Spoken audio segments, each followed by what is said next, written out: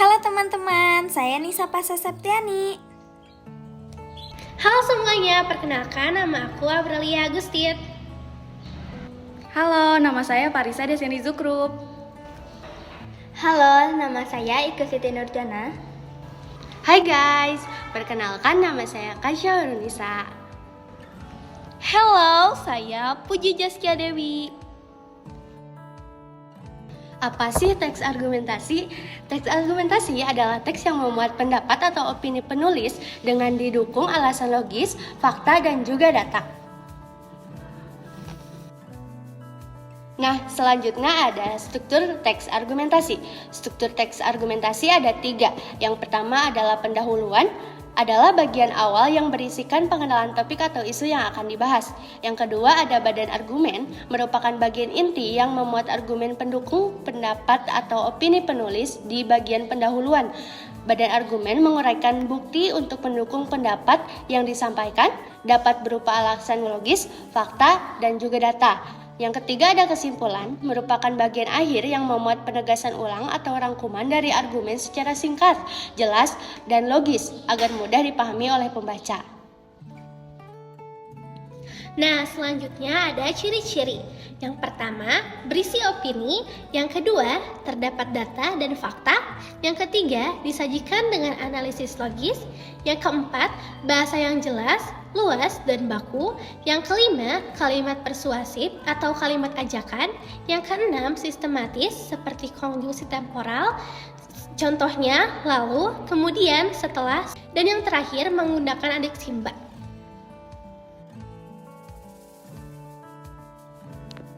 Sampah plastik adalah barang-barang yang terbuat dari plastik yang sudah tidak terpakai atau dibuang dan tidak lagi memiliki nilai guna, yang seringkali digunakan sebagai kemasan atau produk sekali pakai lainnya.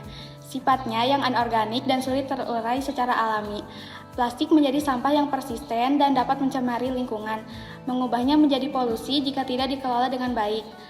Penggunaan plastik sekali pakai telah menjadi ancaman serius bagi lingkungan. Setiap tahun, jutaan ton sampah plastik dibuang ke laut dan daratan. Sampah plastik membutuhkan waktu ratusan tahun untuk terurai dan hancur secara alami. Plastik yang dibuang sembarangan menyebabkan kerusakan pada lingkungan, seperti pencemaran air, tanah, dan berdampak negatif pada kehidupan hewan. United Nations Environment Program atau UNEP menunjukkan bahwa banyak hewan laut, lebih dari 100.000 mati akibat terjebak atau menelan sampah plastik. Indonesia juga pernah disebut sebagai salah satu penyumbang sampah plastik ke laut terbesar di dunia. Indonesia menghasilkan sekitar 64 juta ton sampah setiap tahunnya, dengan peningkatan seiring pertumbuhan populasi dan urbanisasi. Hal ini mengakibatkan bahwa plastik juga bukan hanya merugikan manusia, tetapi makhluk hidup lainnya. Dengan mengurangi penggunaan plastik sekali pakai dan beralih ke alternatif yang lebih ramah lingkungan seperti kantong kain atau bahan daur ulang, kita dapat mengurangi dampak negatif terhadap alam. Sampah plastik bukan hanya berdampak buruk pada lingkungan, tetapi sampah plastik juga berdampak buruk pada kesehatan. Hal ini harus dicermati dengan seksama, karena manusia dalam hidupnya masih memiliki ketergantungan yang tinggi dalam penggunaan plastik. Saat plastik terurai menjadi mikroplastik, partikel tersebut akan mencemari tanah dan sumber air, yang kemudian masuk ke dalam rantai makanan. Karena hal itu akan menyebabkan munculnya berbagai penyakit. Oleh karena itu, sudah saatnya kita mengurangi penggunaan plastik sekali pakai dan beralih ke bahan yang lebih ramah lingkungan, seperti kantong kain atau bahan daur ulang. Kita dapat mengurangi dampak negatif terhadap alam. Untuk mengurangi sampah plastik, ada beberapa upaya yang bisa dilakukan, baik secara individu maupun melibatkan pihak lain. Prinsip utama yang perlu diterapkan adalah 3R. Reduce, mengurangi, reuse, menggunakan kembali, dan recycle, mendaur ulang. Selain itu, masyarakat juga bisa melakukan pembuatan ekobrik, kemudian dengan sosialisasi terhadap masyarakat, bagaimana pentingnya pengurangan sampah dan turun tangan langsung untuk membantu masyarakat, guna mengurangi sampah dan juga untuk meningkatkan kesadaran manusia terhadap pentingnya menjaga lingkungan dari sampah plastik. Nah, supaya kita lebih paham mengenai teks argumentasi, mari kita menganalisis struktur teks argumentasi pada teks yang berjudul Bahaya Sampah Plastik bagi Lingkungan. Pada bagian ini atau pada paragraf yang pertama ini termasuk ke dalam pendahuluan.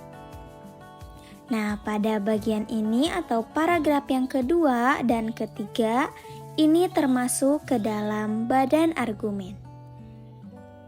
Nah, yang terakhir, ini pada paragraf yang keempat, ini termasuk ke dalam kesimpulan.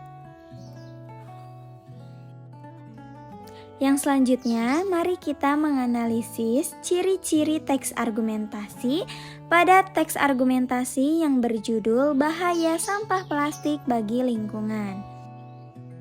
Yang pertama, ini ada opini. Opini di dalam teks ini terdapat pada kalimat penggunaan plastik sekali pakai telah menjadi ancaman serius bagi lingkungan, dan terdapat pada kalimat hal ini harus dicermati dengan seksama karena manusia masih memiliki ketergantungan yang tinggi dalam penggunaan plastik. Nah, yang kedua ada fakta. Fakta terdapat pada kalimat sampah plastik membutuhkan waktu ratusan tahun untuk terurai dan hancur secara alami.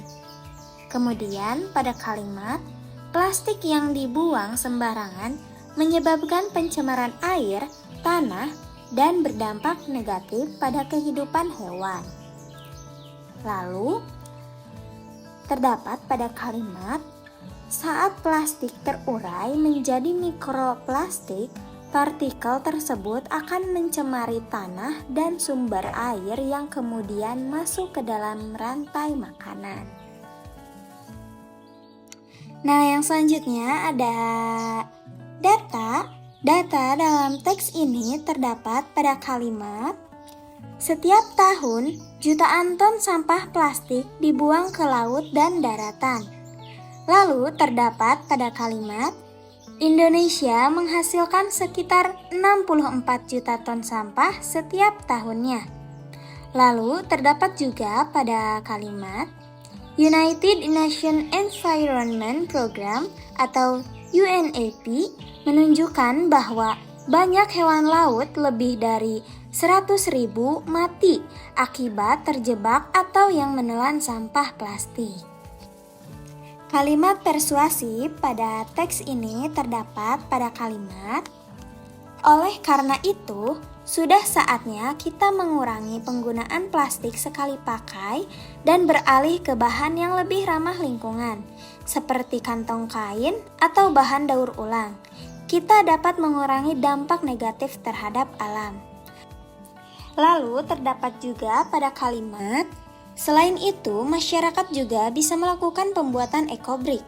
Kemudian dengan sosialisasi terhadap masyarakat, bagaimana pentingnya pengurangan sampah dan turun tangan langsung membantu masyarakat untuk mengurangi sampah dan juga untuk meningkatkan kesadaran manusia terhadap pentingnya menjaga lingkungan dari sampah plastik. Mungkin itu saja materi mengenai teks argumentasi. Semoga kalian paham ya. Bye-bye teman-teman.